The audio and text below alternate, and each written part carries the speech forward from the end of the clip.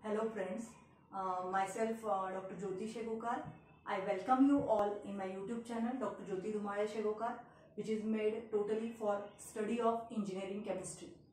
Under the heading of engineering chemistry, I told already in the another video that it is an important topic which is called as a lubricants.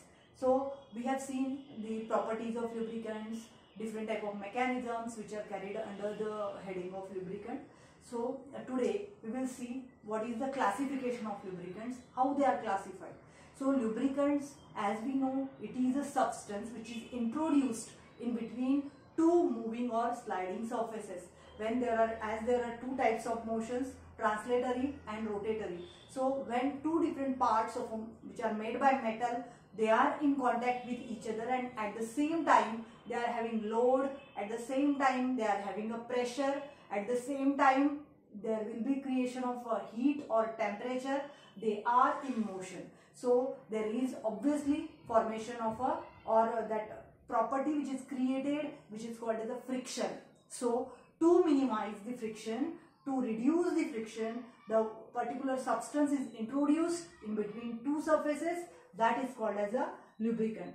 Now how that lubricant should be, what properties should be carried out by this lubricant or should be undergone by this lubricant so that it can be used. So we have seen also in another video there is an important property, that is viscosity, intermolecular force between the different molecules of the lubricant itself is one of the important property.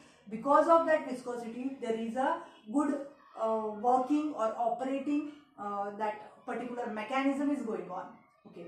Now with that, another properties are like the viscosity index, which is rate of change of viscosity, like the cloud point, pour point, then flash point, fire point. All these are the main prominent properties of the lubricant, which should be at a optimum level, which should be at a particular level only, then and then only that lubricant can work properly according to the conditions.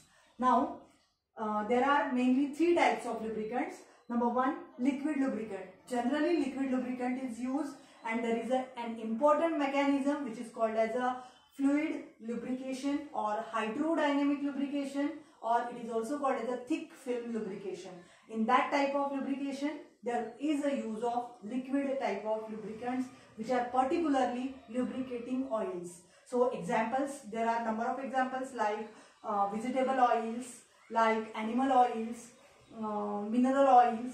So these oils which are at the room temperature in the liquid state, and they are having a maximum stability with that same temperature, and with increase in temperature also they will show higher boiling point.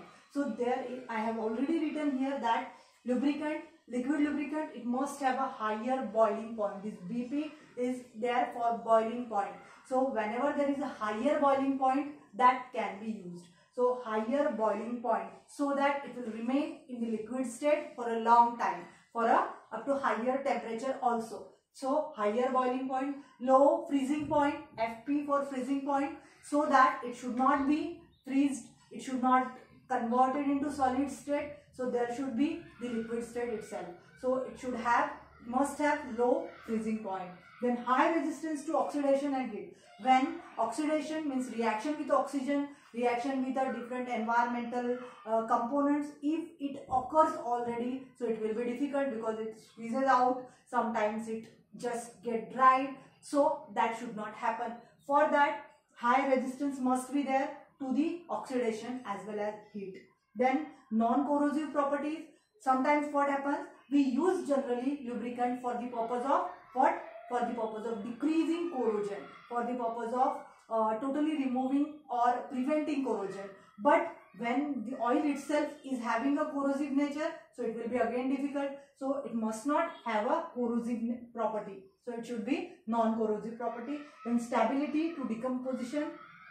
Stability to decomposition at the operating temperature, means at the same temperature there should not be more decomposition.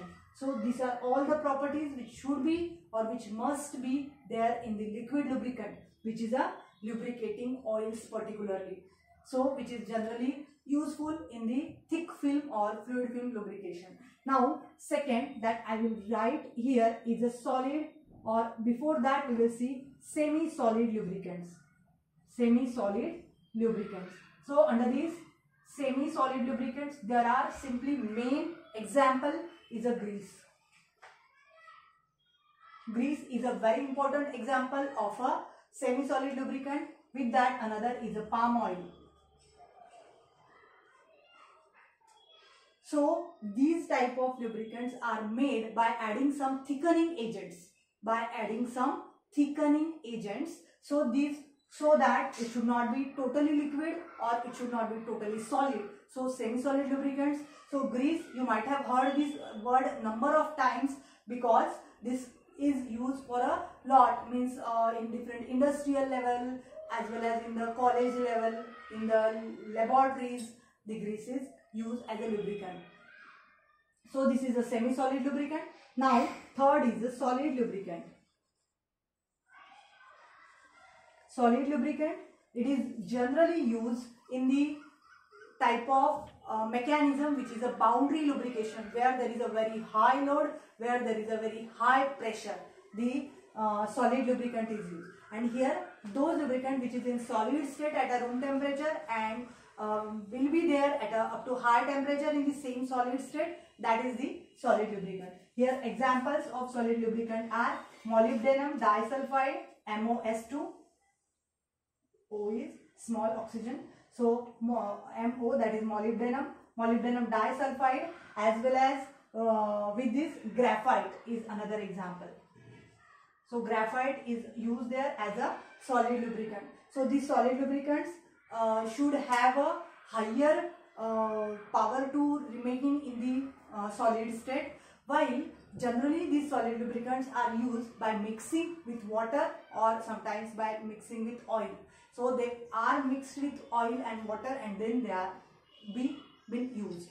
So in this way these are the solid lubricants. So those lubricants which is in that particular state, like liquid lubricant is in the liquid state at the room temperature and can bear the same load or pressure at the for the higher temperature also in the same state. Then second is a semi-solid lubricant. It is semi-solid in state and it is used in a large scale, so at the room temperature. Then these liquid lubricants, these are the solid lubricants. These are solid in state, but these are used in the mixed with oil or with the water. So this all is about the lubricant. Thank you very much.